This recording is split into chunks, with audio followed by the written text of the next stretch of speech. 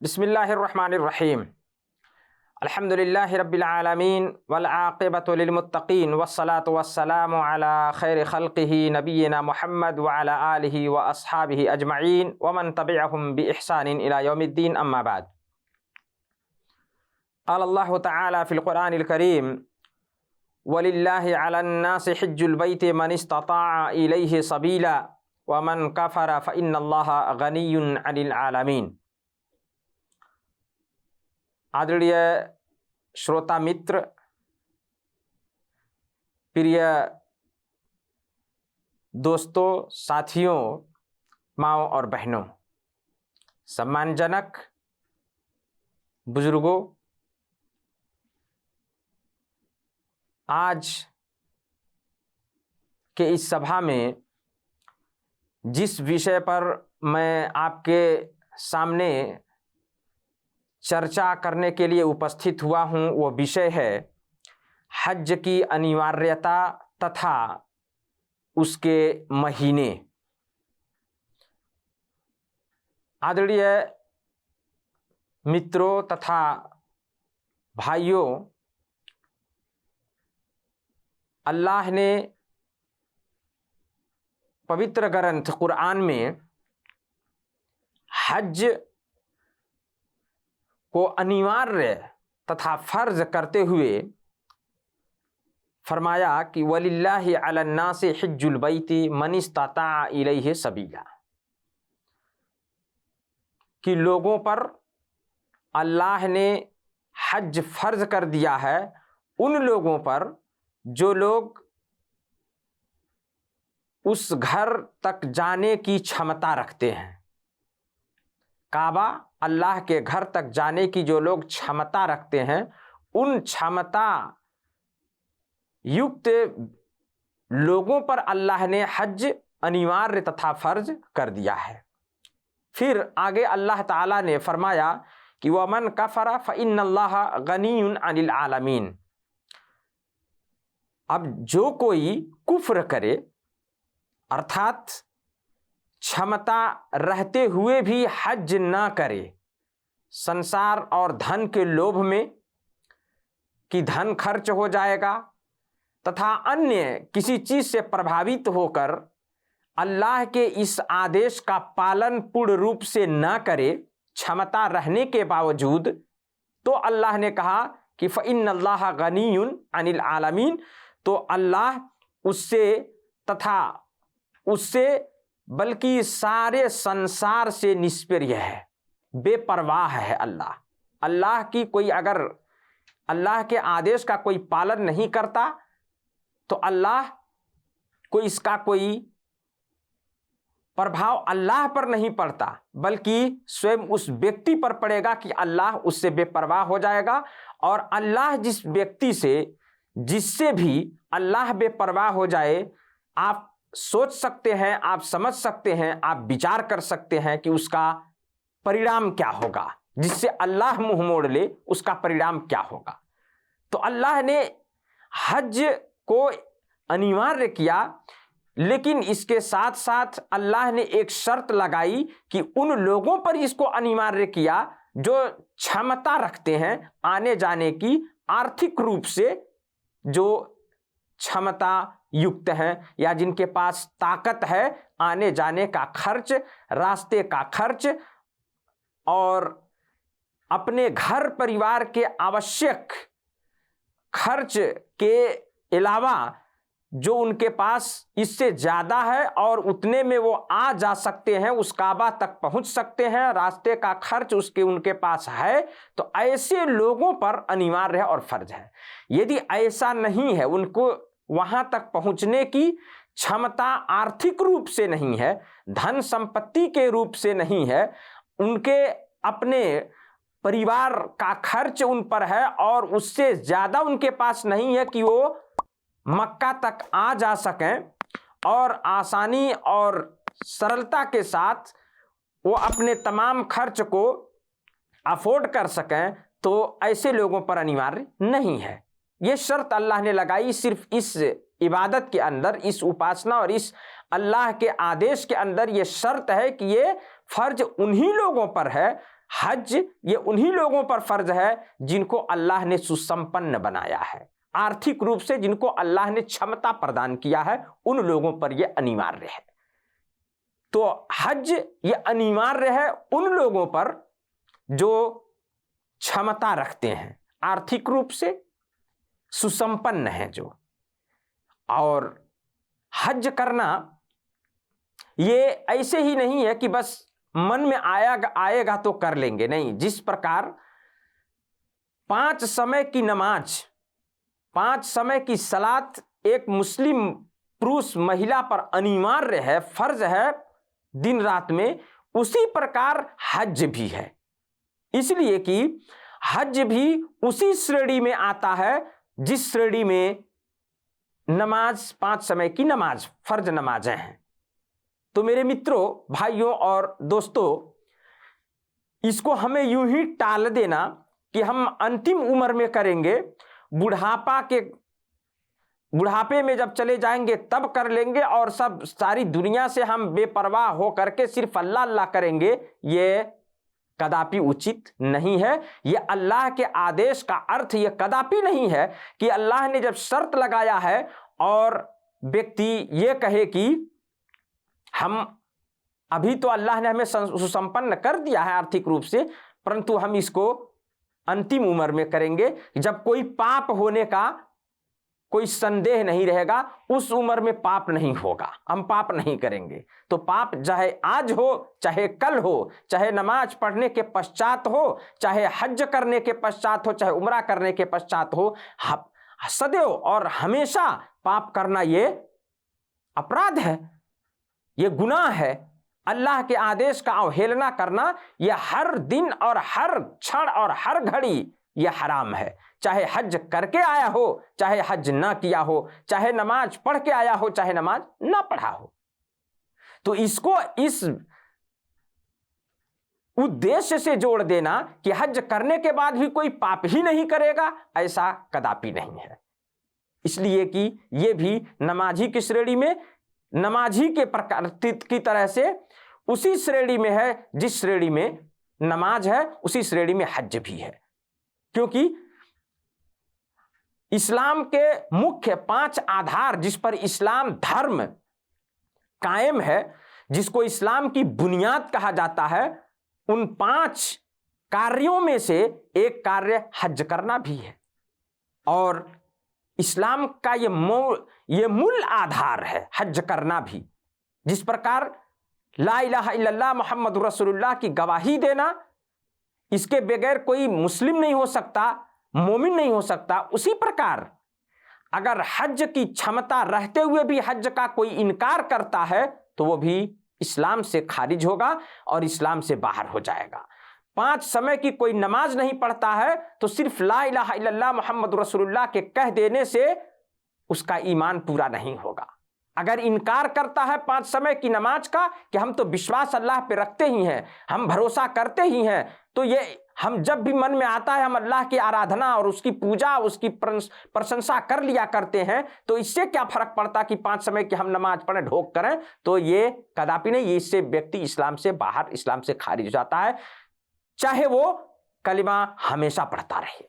तो मेरे आदरणीय मित्रों, इस बात को हमें अच्छी तरह से जान लेना चाहिए कि ये हज करना भी एक इस्लाम का अहम और एक महत्वपूर्ण आधार है, इसके बिना इस्लाम भी कायम नहीं रह सकता। अब्दुल्लाह इब्न उमर रज़ी अल्लाह अन्हुमा की हदीस है, वो कहते हैं कि क़ाल रसूलुल्लाह सल्लल्लाहु अलैहि वसल्लम, अल्लाह के रसूल सल्लल्लाहु अलैहि वसल्लम ने फरमाया कि बुनियल इस्लामु अला खम्स, इस्लाम की बुनियाद 5 चीजों पर, 5 बातों पर इस्लाम की बुनियाद रखी गई है।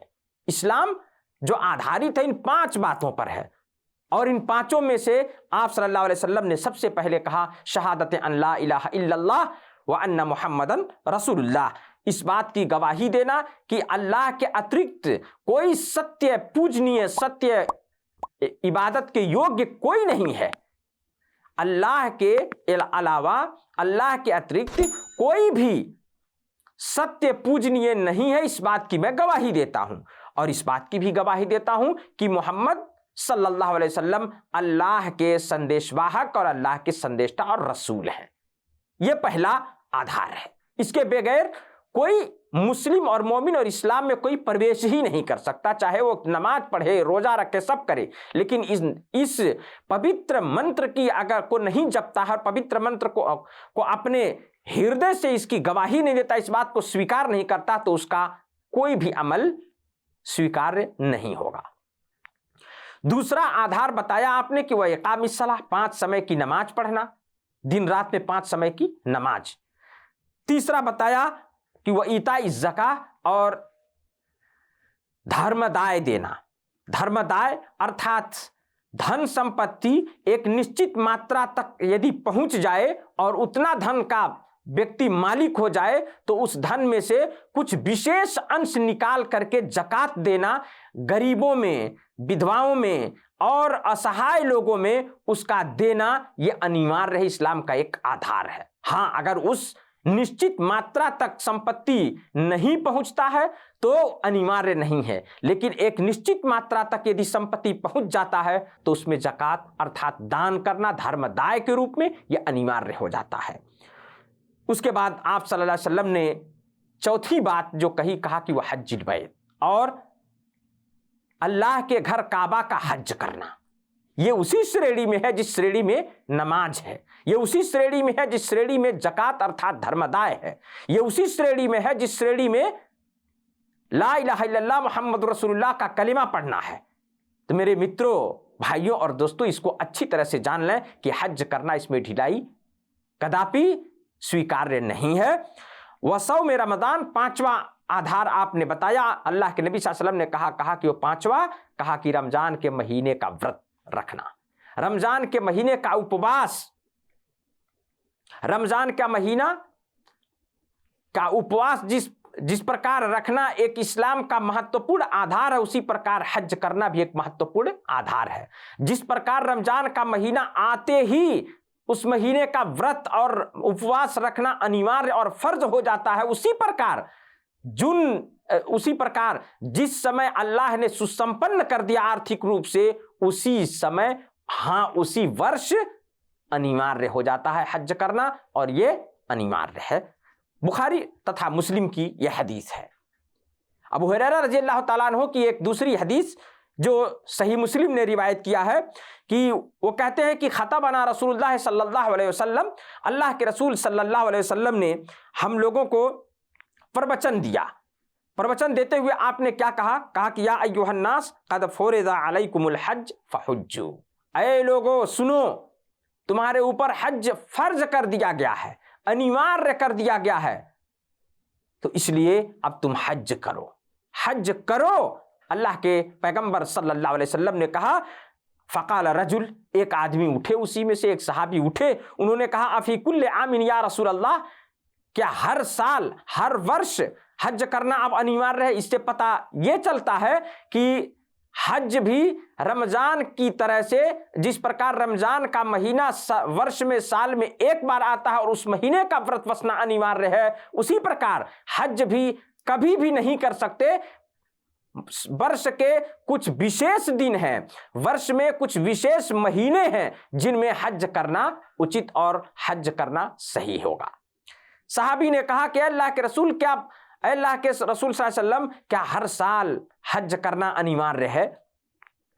फसकत हत्ता क़ालहा सलासन, अल्लाह के पैगंबर सल्लल्लाहु अलैहि वसल्लम खामोश रहे, चुप रहे, यहां तक कि उन्होंने 3 बार ये प्रश्न किया, 3 बार ये प्रश्न किया।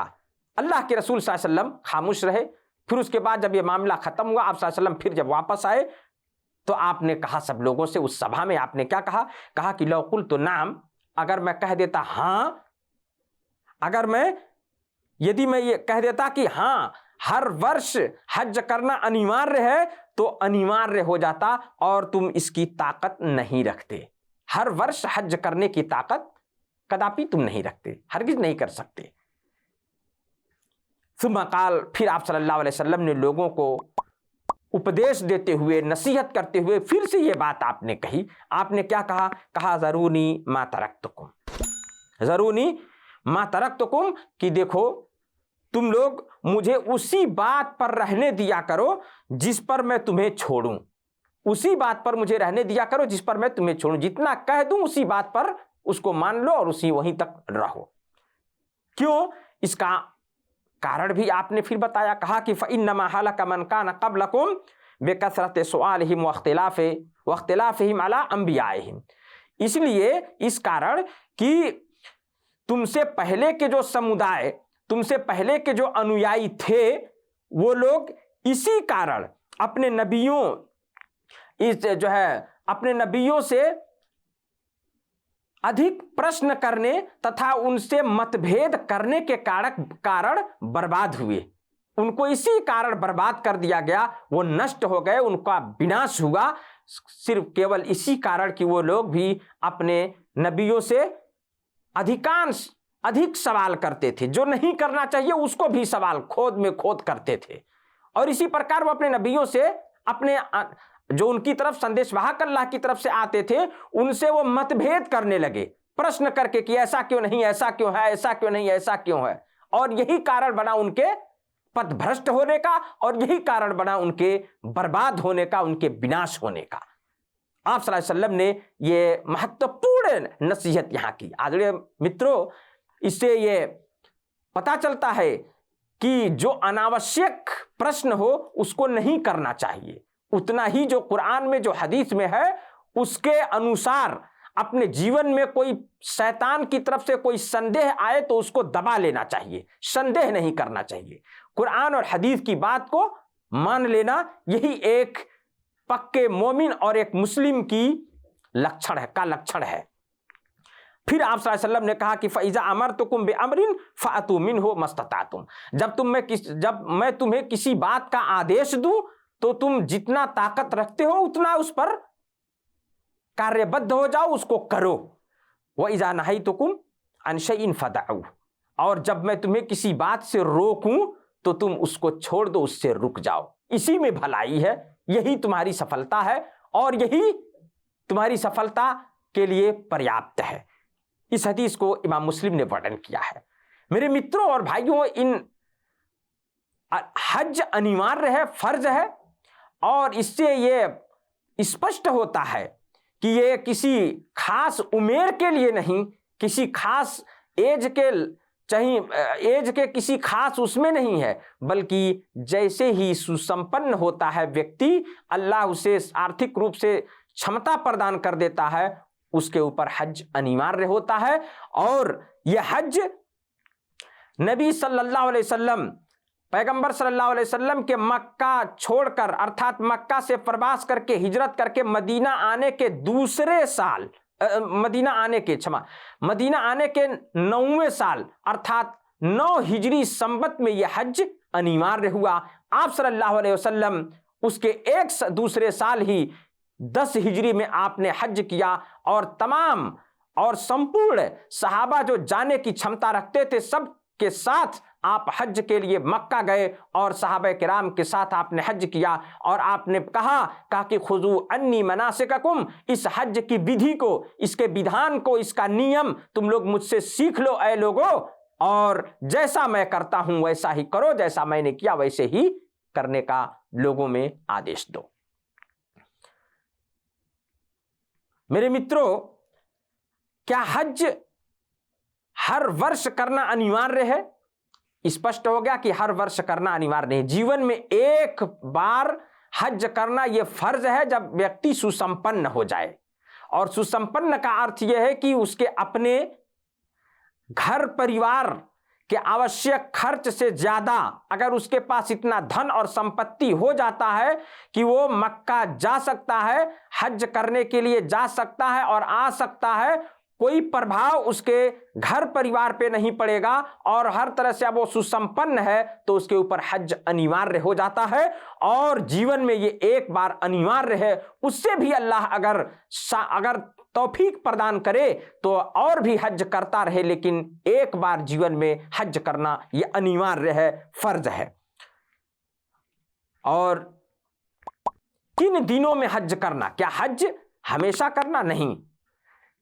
जिस प्रकार रमजान वर्ष के विशेष महीने को कहा जाता है और विशेष उसी रमजान के महीने में उपवास इस्लाम का एक आधार है, महत्वपूर्ण आधार है उपवास करना, रोजा रखना। उसी प्रकार हज करना भी इसके लिए विशेष दिन है, विशेष महीने हैं, उन्हीं महीनों में किया जा सकता है और उन्हीं महीनों में यह हज हो सकता है। अल्लाह ने जैसे कि कहा पवित्र ग्रंथ कुरान में कहा कि अल हज अशहुरुम मालूमात फमन फरद फीहिन्नल हज्ज फला रफसा वला फुसूक वला जिदाल फिल हज। सूरह बकरा की आयत नंबर 198 में अल्लाह ने कहा कि हज के महीने निर्धारित हैं, हज के महीने निर्धारित हैं। हर किसी भी महीने में हज करना सही नहीं होगा, उसके महीने निर्धारित हैं। और अल्लाह ने कहा कि फमन फरद फीहिन्नल हज फला रफसा वला फुसूका वला जिदाला फिल हज। तसर्थ यदि कोई व्यक्ति इन महीनों में हज की नीयत कर ले, हज करने की नीयत करके एहराम पहन करके अगर इन महीनों में अगर वो हज की नीयत से एहराम लगा करके अगर जाता है तो उन विशेष दिनों में जाकर के विशेष कार्य करता है, जहां जहां नबी ने किया है, जैसा करने का आदेश दिया है, तो उसका हज सुसंपन्न होगा। अल्लाह ने इसी को कहा कि फमन फरदा फीहिन्नल हज। तो यदि कोई व्यक्ति इन महीनों में, इन दिनों में हज की नियत कर लिया है तो वो हज के उन विशेष दिनों में अपनी श्रीमती, अपनी पत्नी के साथ सहवास तथा कोई भी पाप सहवास और किसी भी व्यक्ति से लड़ाई और झगड़ा ना करे। इसलिए कि वो अगर यदि हज की नीयत करके वो एहराम पहन लिया है और निकल पड़ा है तो अब ऐसी अवस्था में वो एहराम में दाखिल है और ऐसे एहराम में अर्थात हज की प्रक्रिया में प्रवेश कर चुका है इन महीनों में। और वो महीने क्या हैं?